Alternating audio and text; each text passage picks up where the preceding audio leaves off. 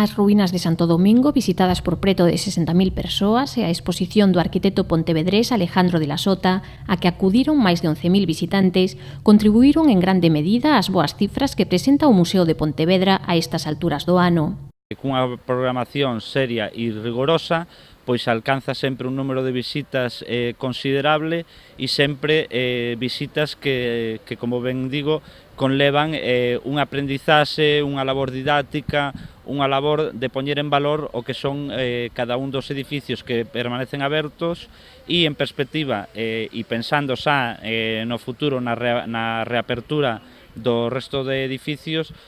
poñen en valor unha institución que, con todos os edificios abertos, eu creo que poderíamos, as 100.000 visitas que estamos superando xa a día de hoxe e que ao longo do ano incrementase tamén bastante, eu creo que poderían superar incluso as 300.000, 400.000 persoas. A segunda exposición en número de visitas foi A Beleza Oculta, traballo comisariado por escolares que recibiu a máis de 5.000 persoas.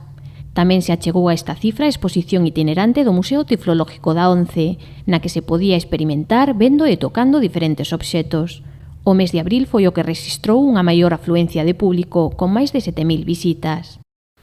O Museo de Pontevedra xa conta en sí pois que cunha exposición permanente que é a envexa de moitos museos do mundo. Ves, cando veñen pois persoas do Reina Sofía ou de outros museos do Estado, pois realmente se quedan sorprendidos de todo o que alberga o museo xa nas permanentes. E cando facemos as temporais, que eu creo que cada ano estamos atopando pois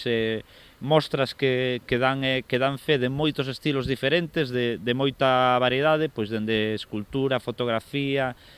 recreación histórica. Eu creo que fan que o ano do museo sexa sempre un éxito. Actualmente pódense visitar as exposicións temporais Copias de Cego, do marinense José Solla, aberta ata o 23 de setembro, e as obras gañadoras e seleccionadas no certame Novos Valores 2018, que permanecerá no sexto edificio ata o 16 de setembro. Creo que estamos achando a fórmula axeitada para que os públicos habituais do museo se manteñan, sigan optando por ter pois, programación de calidade, pero sobre todo, e eu creo que é o que é máis importante, achegando novos públicos.